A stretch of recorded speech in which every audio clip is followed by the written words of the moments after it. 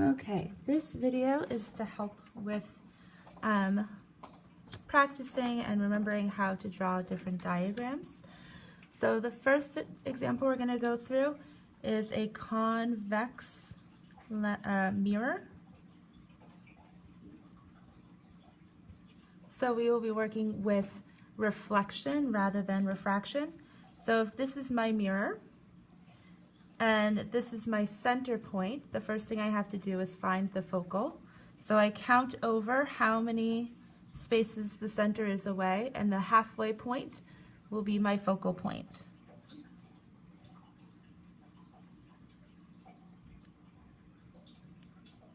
So it's 16 spots away, so 8 would be my focal. 1, 2, 3, 4, 6, 7, 8. So that is my focal point. Now there were two different types of rays that we discussed. The first is one that hits the mirror parallel to my optical axis. So if I line this up parallel, it will hit the mirror in a parallel way, and then it will bounce off or reflect off of that mirror as if the light originated from the focal point. So that's my first principal ray. My second principal ray is light that is angled towards the center point. It will hit the mirror and bounce back in the same direction it came from.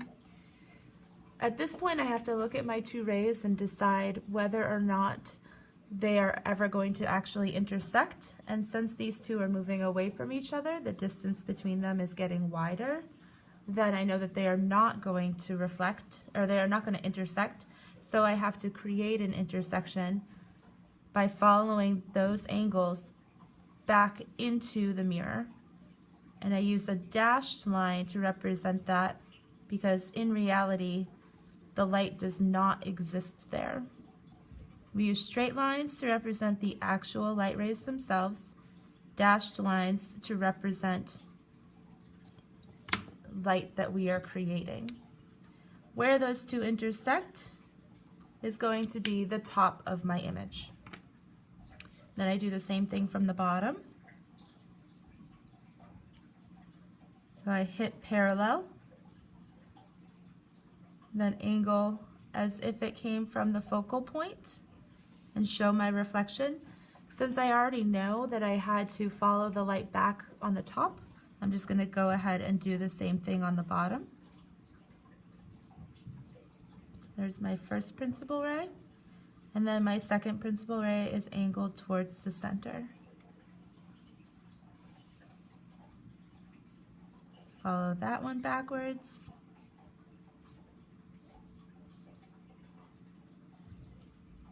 And I can find that intersection as well. Be right about here. So from there, it's just kind of a guesstimate, but that should be my image. So now what I need to decide is what type of image this is. Since I had to follow the light backwards and create intersections, this is a virtual image. It is also reduced and upright. So a convex mirror will always produce an image that is virtual, reduced, and upright.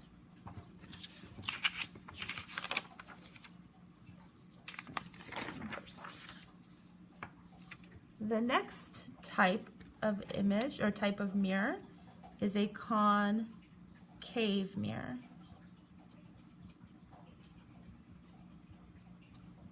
And in this case, my image is behind the focal.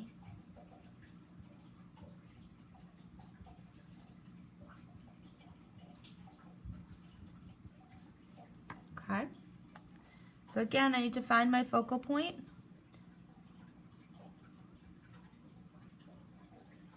The center is 10 away, so it'll be 5. There's my focal.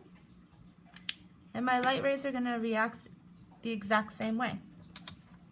If the light is parallel, it will reflect through the focal point.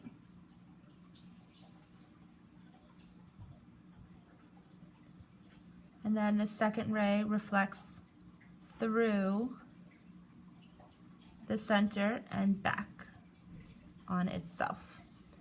Now, this has given me a natural intersection. The two light rays actually intersect.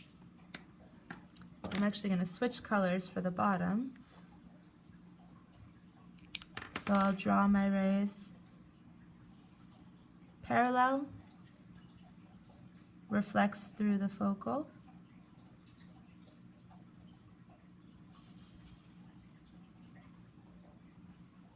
and then through my center and back. And again, I get an intersection. So now for this one, because there are natural intersections, I don't have to do any following back. I can create my image, but I need to decide the orientation of my image. Notice the blue lines, the blue rays came from the top of my object. The green came from the bottom. The intersection for the blue is now below the optical axis, whereas the intersection for the green is above the optical axis. That means my image is going to be inverted. Since there were natural intersections, this is a real image. It is reduced and inverted. Okay? A concave mirror, if you are far away from the focal, is always going to produce a real inverted image. The size of the image depends upon how far away you are, but the important parts are that it is real and inverted. But concave mirrors have the ability to produce two different types of images. So this is also a concave mirror. Oops.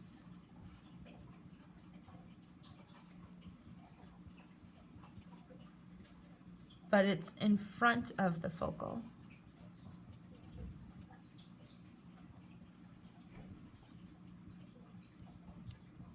Okay. Once again, I need to find my center.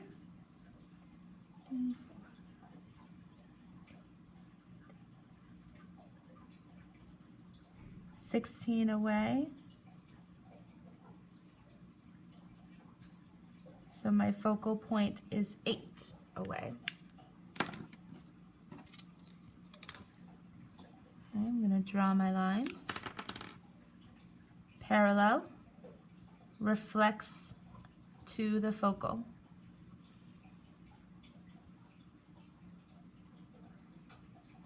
Okay. I know it reflects behind, which can be a little bit confusing, but you're always going to draw your lines to the same spots. The second one, as if the light was coming through the center. So it's going to hit the mirror and reflect back to the center. Now I do not have an intersection, so I follow my light rays behind the mirror.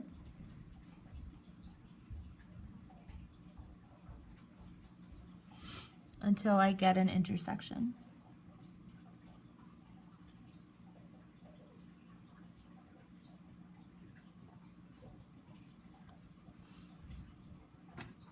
Should be right about here-ish. Okay, there is a little bit of guesswork with this. I'm not looking for perfection. Okay. You may have put your spot on a slightly different area, and that's fine, as long as you didn't put it here, where there's obviously no intersection.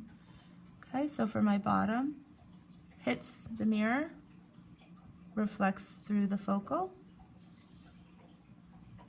I'm just going to go ahead and follow that one back right away. And then second ray goes through my center. And follow that one back.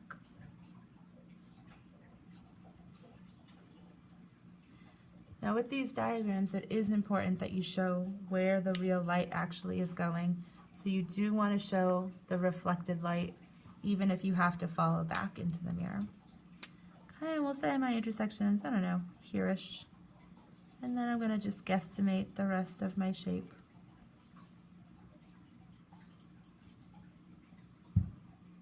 And that would be my image. So I would end up with a virtual,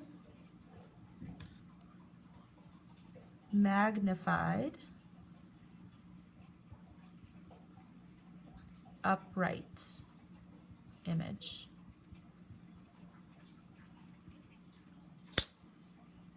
Okay, we know it's virtual because we had to create intersections. We know it's magnified because my image is larger than my object. And we know it's upright because the blue lines from the top are still at the top, the green lines from the bottom still intersect at the bottom.